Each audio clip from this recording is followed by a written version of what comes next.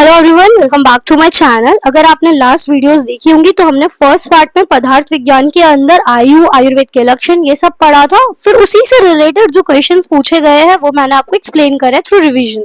अब हम लोग आज सेकंड पार्ट है जिसमें हमने कल की वीडियो में दर्शन, उसका मतलब क्या है और न्याय दर्शन तक पढ़ लिया है। तो आज सेकंड पार्ट में हम लोग स्टार्ट करते हैं कि दर्शन शब्द का अर्थ एवं निरुक्ति। देखो ऐसे ही क्वेश्चन आएगा तो आपको ये पता होना चाहिए, और इसके अंदर लिखना कैसे, ये आंसर राइटिंग के लिए मैं आपको प्रैक्टिस करवा रही हूँ वीडियोस के थ्रू। तो सबसे पहले दर्शन शब्द की हमने कल भी पढ़ी थी कि दृश्य धातु से बना है। तो यहाँ पर दर्शन का मतलब बताया था दृष्टि से, देखिए दृश्य देखना, दृश्य धातु के कारण इसमें लुट प्रत्यय लगा है।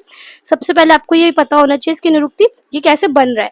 फिर इसका सामान्य अर्थ क्या है, जिसके द्वारा देखा जा सके, कल भी पढ़ा, जिसके द्वारा ज्ञान प्राप्त हो सके, तो उसे हमने क्या कहा, दर्शन। ठीक है, जब हम लोग एग्जामिनेशन के थ्रू नॉलेज ऑब्टेन करते हैं, एग्जामिनेशन से क्या ऑब्टेन कर रहे हैं, नॉलेज। ठीक है, किसी भी विषय के बारे में। तो परिभाषा के गुण एवं छिपे हुए विषय जो हमें नहीं दिख रहे हैं उनका ज्ञान प्राप्त करवाने वाला शास्त्र दर्शन कहलाता है। ठीक है, अध्यात्म विषय मार्गदर्शन करने के लिए वाले ग्रंथ दर्शन कहलाते हैं। लक्षण के दृश्यते अनेनिति दर्शनम, बिल्कुल रटना है इसे। जो ज्ञान रूप में मार्गदर्शन कराए उन शास्त्रों को दर्शन कहते हैं। सभी प्रकार की विद्याओं का सार दर्शन शास्त्र है। ठीक है, दर्शन शास्त्र में सभी प्रकार के विषयों की गणना होती है, जैसे ब्रह्म विद्या, आत्मविद्या, अध्यात्म विद्या, चित्त विद्या, ये हमने कल भी पढ़ा है। साइकोलॉजी भी होती है इसके अंदर, लॉजिक, सेंसेस, एथिक्स, सब कुछ। ये सारा दर्शन में अलग अलग विषयों के बारे में आपको लिख कर आ रहे हैं।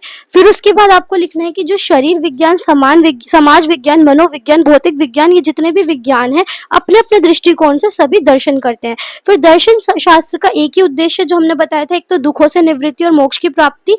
तो इन्हीं में हम लोग जो सामंजस्य स्थापित करके एक सूत्र में पिरोए जाते हैं, ये इसका उद्देश्य भी यहाँ पे बताया गया है। मूल रूप से संपूर्ण मानवता एक है और उसका लक्ष्य भी एक है। उसके विचारों का मूल उद्गम और अवसान ही एक लक्ष्य को निहित करता है। ठीक है, क्या लक्ष्य मैंने अभी बताया ना, कि एक अच्छी विचारधारा, सदकर्म और मोक्ष की अल्टीमेट सैल्वेशन, दैट इज प्राप्ति। दर्शन का उद्गम क्यों हुआ, जो लोग, हम मनुष्य जब दुखों से निवृत्ति पाना चाहते हैं, रोगों से निवृत्ति पाना चाहते हैं, सब लोग सुख पाना चाहते हैं, तो इस उद्देश्य से दर्शन शास्त्र का उद्गम हुआ। विशेष विशेष दुख की निवृत्ति और विशेष विशेष दुख सुख की प्राप्ति, यही इसी के लिए दर्शन बनाए गए। किंतु अत्यंतिक दुख निवृत्ति और सुख उपलब्धि के लिए दर्शन शास्त्री उत्तम उपाय बताया गया है। दर्शन का नामकरण भी इसी कारण हुआ है कि वह सभी शास्त्रों का संग्राहक है, मतलब उसमें सब कुछ, सारी अल्टीमेट नॉलेज मिल जाती है और इसमें सभी शास्त्रों का सार तत्व ही निहित है। कि आयुर्वेद में भी इसका थोड़ा बहुत जो मोक्ष प्राप्ति और दुख निवृत्ति है, तो अलग अलग दर्शनों का सार ही लिखा हुआ है। ठीक है, ऐसे हमें पता है कि आयुर्वेद भी क्या चाहता है कि धर्म, अर्थ, काम, मोक्षणम, आरोग्य, मूलम उत्तमम, जो कि 4 पुरुषार्थ है। रोगस्तस्य अपरिहर्तरः श्रेष्ठो जीवितस्य च, कि जो पुरुषार्थ चतुष्टय जैसे कि धर्म, अर्थ, काम, मोक्ष, इसकी प्राप्ति, सर्वप्रथम शरीर की आरोग्यता को प्रदान करवाना, यही आयुर्वेद का मूल रीजन है बनने का। फिर आयुर्वेद में भी अनेक सिद्धांत बताए गए हैं, विभाग, कर्म, द्रव्यों के गुण और अलग अलग ऐसे एक्सप्लेनेशन है। तो ये इस तरीके से आपको लिखकर आना है कि दर्शन शब्द और उसकी निरुक्ति और उसका क्या यूज है आयुर्वेद में। लास्ट वीडियो से आप रेफर कर सकते हो, उसमें मैंने काफी अच्छे से सब एक्सप्लेन करा है। फिर अब बताना है दर्शन की संख्या। तो हमने 2 तरीके से पढ़ा था, आस्तिक दर्शन और नास्तिक दर्शन। ठीक है, तो इस तरीके से दर्शन की संख्या अलग अलग आचार्यों के अनुसार भी हमने पढ़ी थी। तो यहाँ पर आपको वही एक्सप्लेन करनी है कि विभिन्न मत अनुसार कौन कौन सी है, फिर उसके अंदर क्या क्या बताया गया। तो आप ये लास्ट वीडियो वाला जो हमने आंसर लिखा था उसमें से षट दर्शन जो आस्तिक में होते हैं और 3 दर्शन जो नास्तिक दर्शन होते हैं वो लिख सकते हो। आज्ञावादी टोटल 363 दर्शन बताए गए हैं। क्रियावादी दर्शन 180, अक्रियावादी 84, आज्ञावादी 67 एंड वैनयिक दर्शन 32। फिर आते हैं दर्शनों की श्रेणी विभाजन, जो मैं अभी आपको बता रही हूँ कि आस्तिक और नास्तिक 2 श्रेणी जो हमने याद करी है।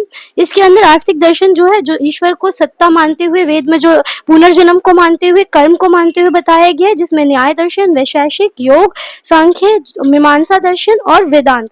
नास्तिक दर्शन में हमने 3 पढ़े थे, चार्वाक जो बिल्कुल पूर्ण नास्तिक, ऐसे पूछा जा सकता है एमसीक्यू में, पूर्ण नास्तिक दर्शन कौन सा है। फिर उसके बाद जो पूर्व जन्म में विश्वास ही नहीं करते, और उसके बाद वर्तमान में सिर्फ प्रेजेंट को मानते हैं वो।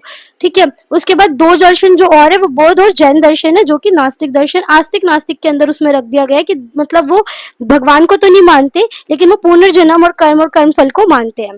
फिर अब आपसे एक ऐसे क्वेश्चन शॉर्ट में आ सकते हैं षट दर्शन को एक्सप्लेन करने के लिए।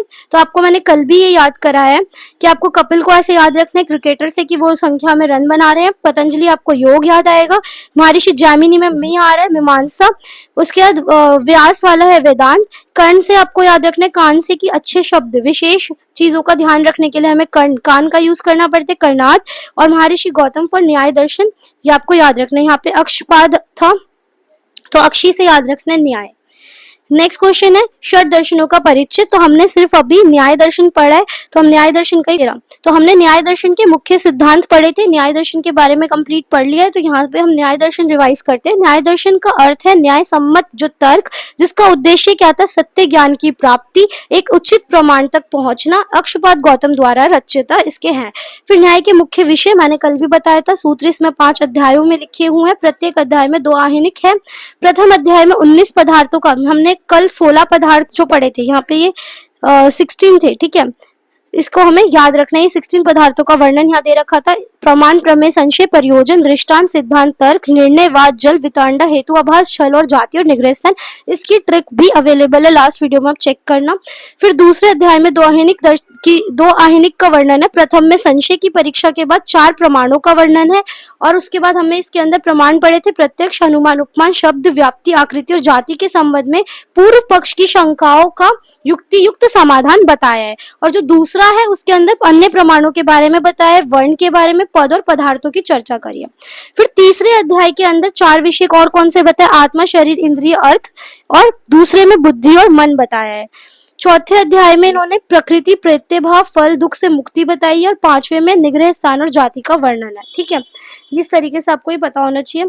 फिर उसके बाद अगर आप इतना भी नहीं पढ़ सकते तो लास्ट वीडियो में जो न्याय दर्शन के मेन पॉइंट्स बताए हैं, बस उतना कंप्लीट करके आंसर आप फ्रेम कर। That's all for today. हमने इतना ही पिछली वीडियो में पढ़ा था, वो हमने एक बार रिकॉल करा है। Thank you so much for watching this video. Stay tuned for further parts.